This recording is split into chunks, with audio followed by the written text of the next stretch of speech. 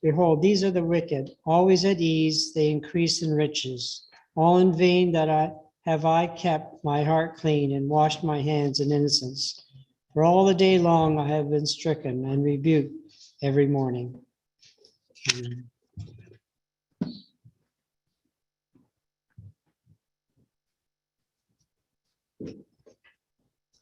morning, everybody. This morning we're going to take a look at the 73rd Psalm, the entire book. First of all, I'd like to draw your attention to this painting, Feast, by Lucas van Valkenborch. He was a Dutch Renaissance painter, and he and his brothers and his father went around to various courts, ducal courts, and they would paint the people. And there's a reason why I have this picture selected, and I'd like you to take a quick look at it and kind of remember it. This just shows that people have not changed in 500 years, painted in the 1580s. We want to show off to other people. We want to show that we are at the top. Here we are at the peak. And in the late 16th century, the Dutch Empire was the one that ruled the world. And so people in Holland and the Netherlands were receiving all types of materials from all over the world, India, Japan, East Indies. And here, these people are showing off. They're displaying their wealth. They have a fine linen tablecloth with embroidery, all hand done. They're wearing lace, velvets. Somebody in the background is showing off this fine crystal. They have silverware. They have platters made of pewter. And they're happy and they're smiling. And we don't know anything about them, but we just take a look at this and we say, wouldn't we like to be with them? Wouldn't we like to be in their midst? These are the people that we admire. And this is a little bit quaint only because it's nearly 500 years old. But if you look on social media, you'll find this. If you look at paintings from 100 years ago, you will find it. It's a tendency of human beings to try and show off and display what they have. Ostentation. And this has given a problem to Asaph, who is a Levite. He's a chorister. He works for David. And he's been raised as a religious, godly, righteous man. And yet he wants to be there. And he does see David, and he does see the various kings and that come and go. And he sees the mighty men, the great and the good, as we would call them. And he wants to be with them. And in this Psalm 73, he takes a look at a problem which has caused a lot of people to lose their faith. If we consider the strongest argument that an atheist can put forward, it is, if there is a God, why do the wicked people, why do the unjust people prosper? Whereas those who try to live a good life, a righteous life, they suffer. And this is the argument that they put out. And it does cause a lot of problem to many people. And as the reading showed, this was probably the low point of Asaph's life. He says, surely in vain I kept my heart pure. I could be living like these wealthy, rich people if I hadn't kept my heart pure. And he's going to have a lot of doubts about this, and he ponders this, and we don't know how long he ponders this problem. But finally, he comes to a conclusion. He comes through his doubts. Now, Peter Abelard, a monk from Brittany who helped to found the University of Paris, he didn't think that doubting was wrong. It is through doubts that leads us to inquiry.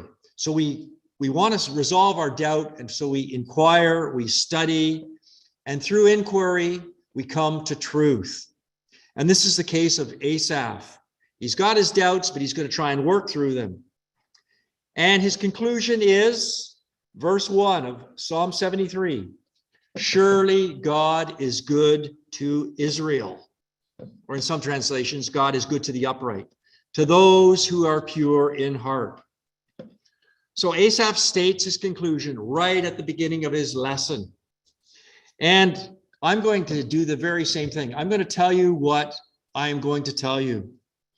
The three insights that Asaph gets is, first of all, an awareness of the wicked. It only appears as though the wicked are happy and successful, as we saw in that painting. It appears that way, but they are not stable at all. They're very unstable, and they have the same problems as the godly. Secondly, he's going to come to an awareness of himself. As he's sorting through the problem, he realizes that his doubts and his thinking was clouded. It wasn't centered on God. He was looking very narrow-mindedly, and he doesn't see the truth of life here.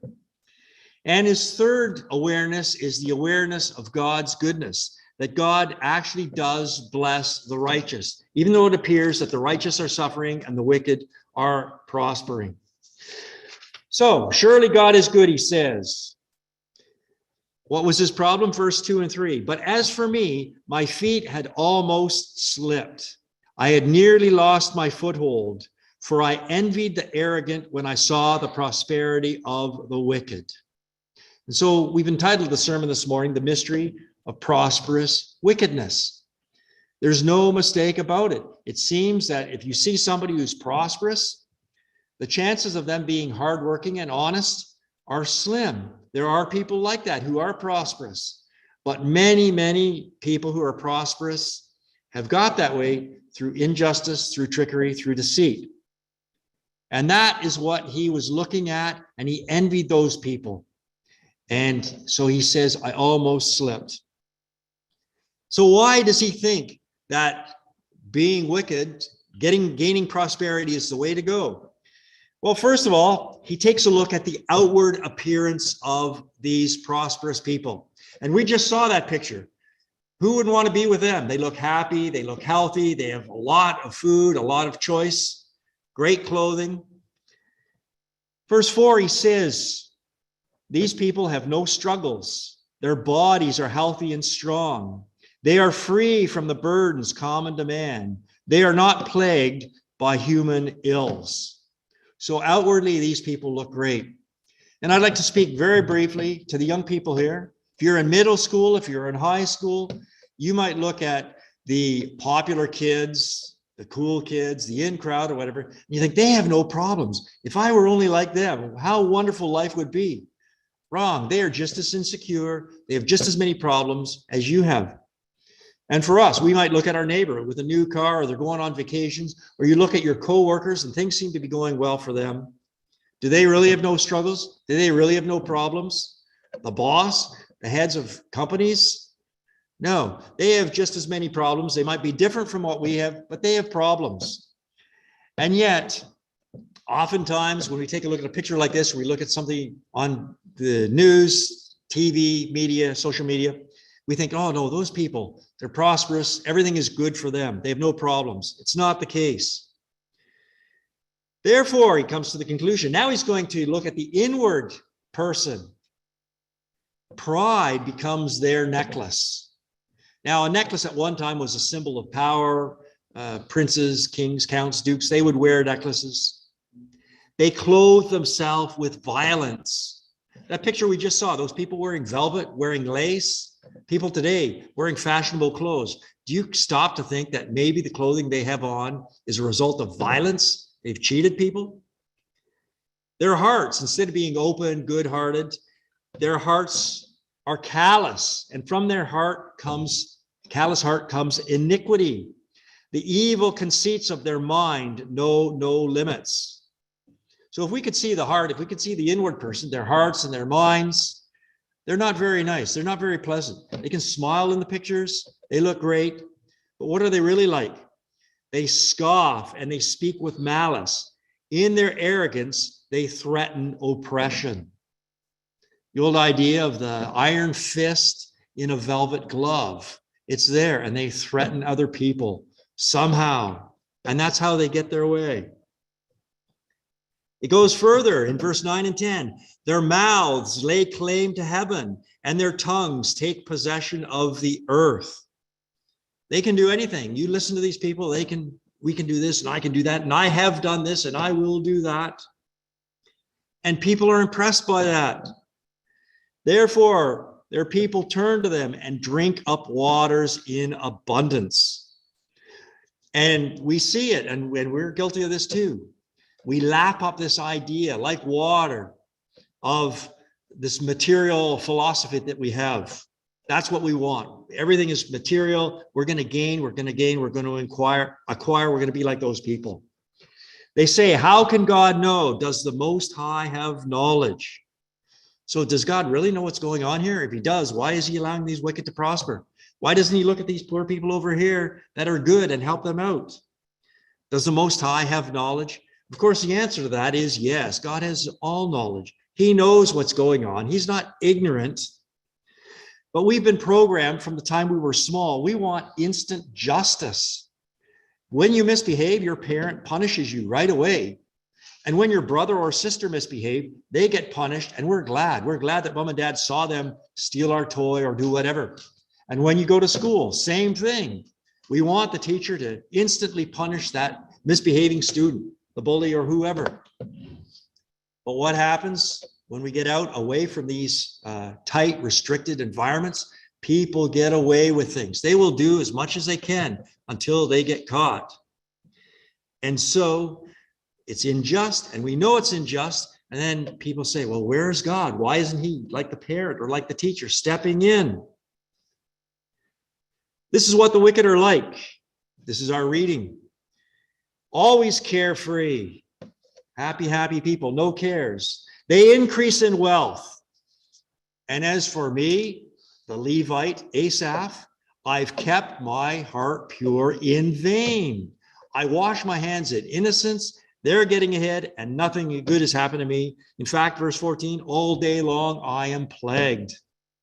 I've been punished every morning. Now what Asaph is doing here, he's envying them and he's starting to wallow in self-pity. Poor me. And yet he knows what's right. Deep down, he knows what's right. And he doesn't want to spoil other people. So he keeps it to himself. He's trying to work and resolve this problem. And he says, if I had said thus, I would have betrayed this generation of your children. When I tried to understand all this, it was oppressive to me. So he doesn't want to talk to other people. He doesn't want to reveal that he's doubting, that he's questioning what's going on. He's in danger of slipping away. He's going through a trial, just like you and just like me. We all go through these trials.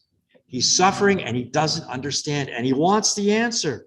Some people give up. I'm just going to give up on God, do whatever I want. But no, he's going to work through that problem. Righteousness has not been in vain, but Satan is pressing him now that he's down.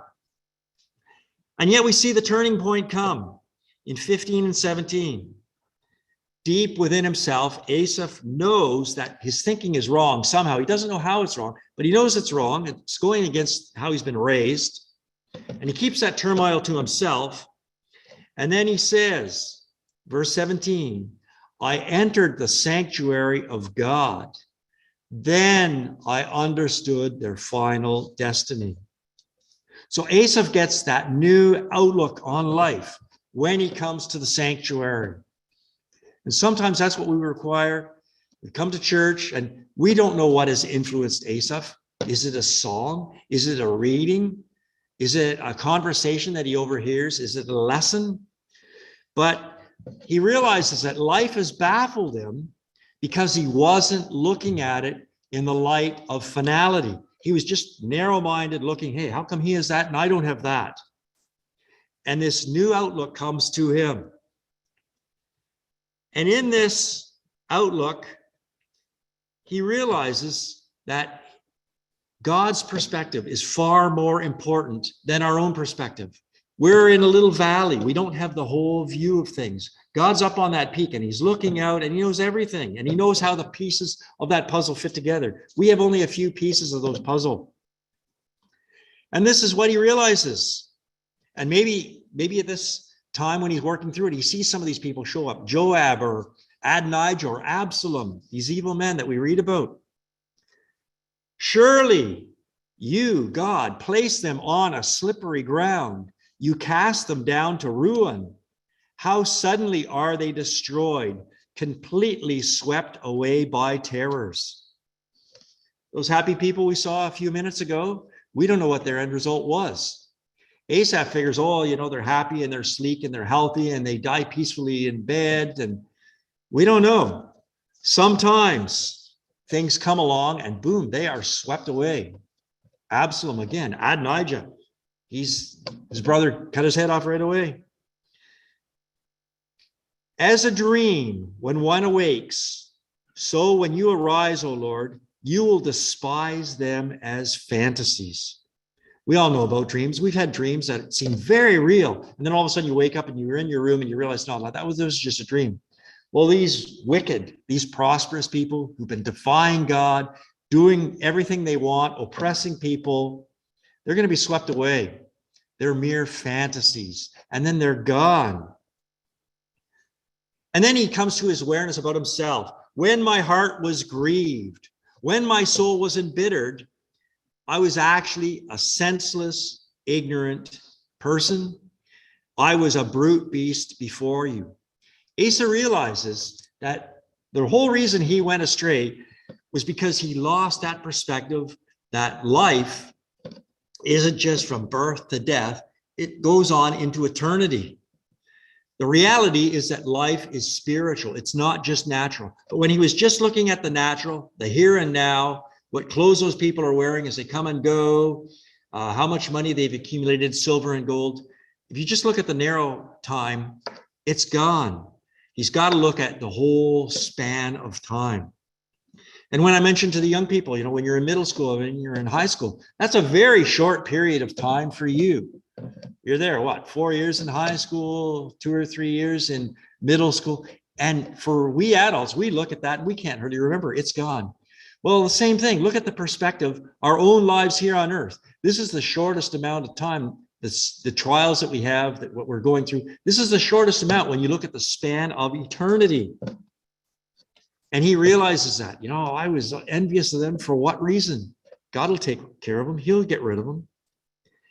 But this is where he really draws close to God. And he realizes that it is best to be with God. Yet, those people are gone. They're swept away. I am always with you. You hold me by my right hand. And, this goes right back to what Brian was saying. He said, I don't know why I'm speaking this. This kind of ties in with what he was saying. And what a beautiful scene. What a beautiful picture. We see the little child and he's hanging on to his father's hand or mother's hand, and he's being guided and led. And that's what God does with us. Even though we thought, well, God, how come those kids are doing whatever and they're getting away with it and I have to do this? Quick flash. I was with my father and he was in the Navy. He was a sailor and he knows about seasickness. And we were crossing on a vessel and there were kids running up and down, when the bow of the ship raises, they're running down and my father, no, you sit here, sit right with me. He wouldn't let me run. He held my hand and I had to stay there. And I did not have any fun like those kids were having. It wasn't long before those kids were losing the contents of their stomach and they became very seasick. He stopped me from having fun. God is maybe holding onto your hand and things are not going well as you want. There's a reason for it. Never thought of that till just this very second. It's a flashback, 40, 50 years. You guide me with your counsel, and afterward you take me into glory. Whom have I in heaven but you? And being with you, I desire nothing on earth. What a contrast. He's looking at the silver, the gold, the clothes, the feasts. On earth, that's it. It's temporary compared to God, the eternal God in heaven. My flesh and my heart may fail, but God is the strength of my heart and my portion forever. How true that is. Our flesh is going to fail. The flesh of those wealthy is going to fail. The flesh of the wicked is going to fail. But if you have God as your strength, that is forever. And now the conclusion. Those who are far from you will perish. You destroy all who are unfaithful to you. But as for me, it is good to be near God. We've got a contrast here that Asaph lays out. You can either be far from God, unfaithful to God, and ultimately you're going to go to your destruction. Or you can be near to God. You can be holding God's hand. You can be walking with him down that road. I have made the sovereign Lord my refuge. I will tell of all your deeds. So Asaph's conclusion, he realizes that the true test of happiness or being human or whatever consists not in power, not in wealth, not in the riches of the world, but in the relationship that we have with God. And that is the essential. That is what matters the most, our relationship with God. And Jesus says very much the same thing in the parable that he gives of the builders. There are two builders. The easy way, you just smooth out the land, the sandy ground, and put up your building, and it looks great. And then there's the other person, the hardworking individual who digs down, puts the footing in on that foundation. And when the storms of life come, and Jesus says when, he doesn't say if, when the storms come, that person who's building on the sand is going to be swept away. That house is going to collapse, and great is going to be that collapse. And that's what Asaph is seeing in his time with David in the court. These mighty people, these wicked people, boom, they're swept away, they're gone. And yet those who build their foundation, and Jesus says the foundation is the word that he has taught, the words which we look at. If you build your life on the foundation, when those storms, when those trials come, you will not be swept away. They will come, and things might be tough. It might be scary. The house might be shaking, but build your life on the foundation, the words of Christ, and you will stand.